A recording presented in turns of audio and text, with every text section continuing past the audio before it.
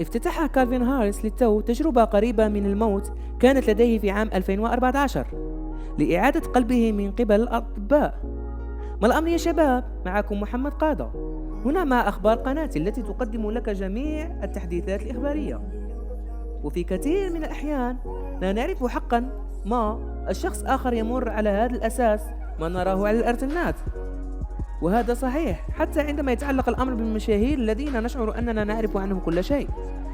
إذا كنت من محبي كالفين هاريس في عام 2014 فربما كنت تتشوق له لأغنية سامر التي كانت مسار الأغنية تدفق لسبوتيفاي لعام 2014 مع أكثر من 200 مليون مستمع، أو ربما رأيته يؤدي في الEDC.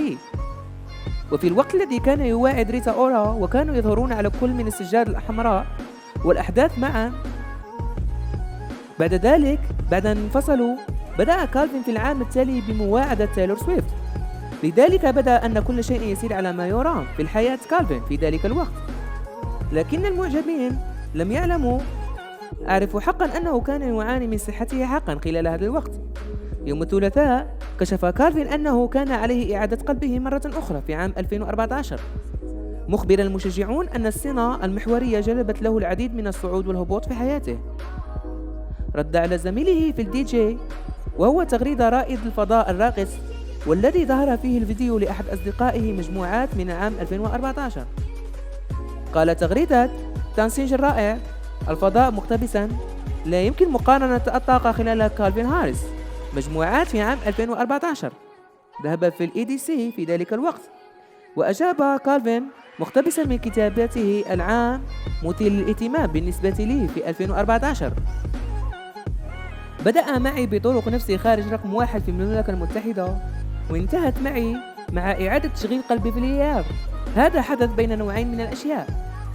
ورد المعجبون المعنيون على تغريدة كالفين بكل من الأسئلة والدعم، بدءا من الرواد الفضاء الراقصين الذين ردوا بالفعل قائلين: هذا متوحش، لكن سعيد أنك بخير وما زلت هنا. راح معجب آخر يقول: أنا ممتن للغاية لأنك ما زلت على قيد الحياة. أتذكر أنك ذكرت الإقلاع عن الكحول بسبب عدم الانتظام ضربات القلب، وكيف صحتك؟ تحسنت بشكل أفضل، موسيقاك خالدة. وكتب هذا المعجب قائلا: أتذكر كل ما قلته، كان لديك مشاكل في القلب لإصلاحها، ولكن اللعنة لم تقل أبدا أن قلبك بحاجة إلى إعادة تشغيل. وكان هؤلاء المشجعون على حق، في حين أن هذه هي المرة الأولى التي ينفتح فيها كالفين على مخاوفه الصحية للمعجبين، المحا إلى وجود بعض المشاكل القلب في ذلك الوقت. اضطر لإلغاء العديد من العروض والمظاهر، لذلك ذهب إلى تويتر في نوفمبر 2014 ليغرد قائلا: لا يا ماز، لي في نهاية هذا الأسبوع لدي بعض المشاكل في القلب، التوجه للمنزل لمعرفة ما إذا كان يمكن إصلاحه. وفي وقت لاحق من ذلك العام كشف أنه تم تشخيصه باضطراب نظام القلب الذي يتميز بضرب غير منتظم أو غير طبيعي للقلب. وبعد تشخيصه تحدث كالفين عن التخلي عن الكحول لمنع الأعراض. في عام 2018 تحدث عن رزانته خلال سؤال وجواب على تويتر، حيث شارك أنه يستخدمه لشرب زجاجتين من الويسكي قبل أخذ المنصة. عندما قال أحد المعجبين أنهم فاتتهم رؤيته على خشبة المسرح، رد كالفين: بالأخير الشيء الذي أريد القيام به هو أسفل زجاجتين من جاك دانييلز في الليلة، والعيش على فطائر بريغرز، ونظام أو تنام على متن الحافلة نتنة طوال العام، تصرخ على الميكروفون لمدة 55 دقيقة، وتظاهر اللعب لوحة مفاتيح 5X في الأسبوع. تلك الأيام ورائي يا بني. ومضى يشرح أنه كان متيقظا لمدة 4 سنوات منذ إصابته بعدم انتظام ضربات القلب، التشخيص في عام 2014.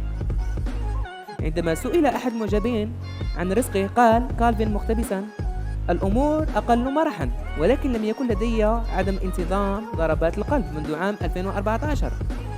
في نفس الوقت تقريبا تحدث أيضا إلى BBC نيوز عن تحديات البقاء في الحالة عن اليقظة أثناء جولته. قال كالفين: توقفت عن الشرب لأنه كان يصيبني بالمرض، كان يؤثر على دماغي بأسوأ طريقة. من الصعب القيام بما أقوم به لأنك محيط بالدي جي، في كل مكان تذهب إليه هناك زجاجة من جاك دانييلز. إذا حضرت إلى مجموعة دي جي هناك نوعان، فستحضر إلى فرقة أزعج وهناك 6. أين يذهب كل ذلك؟ حسناً، يجب أن يشربه شخص ما، لكن لحسن الحظ استطاع أن يبقى متيقظاً والتركيز على صحته. ومن ما يمكن أن نقوله من وسائل التواصل الاجتماعي، يبدو أنه لا يزال يجعل صحته الأولوية من خلال زراعة الفاكهة الطازجة مثل البطيخ وجزر والبط، وينشر عن نشاط مع أصدقائه الذين يمارسون مجموعة متنوعة من الألعاب الرياضية.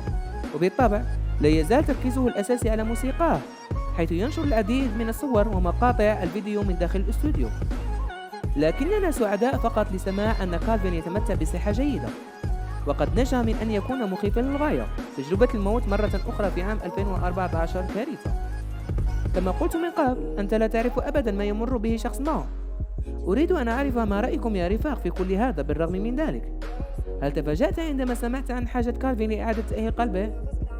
وهل تحب عندما ينفتح المشاهير مع معجبيهم حول صراعاتهم الخاصة؟ اسمحوا لي أن أعرف في التعليقات أدناه. لمزيد من الأخبار تأكد من الاشتراك والضغط على جرس الإشعار حتى لا يفوتك أي ترفيه آخر.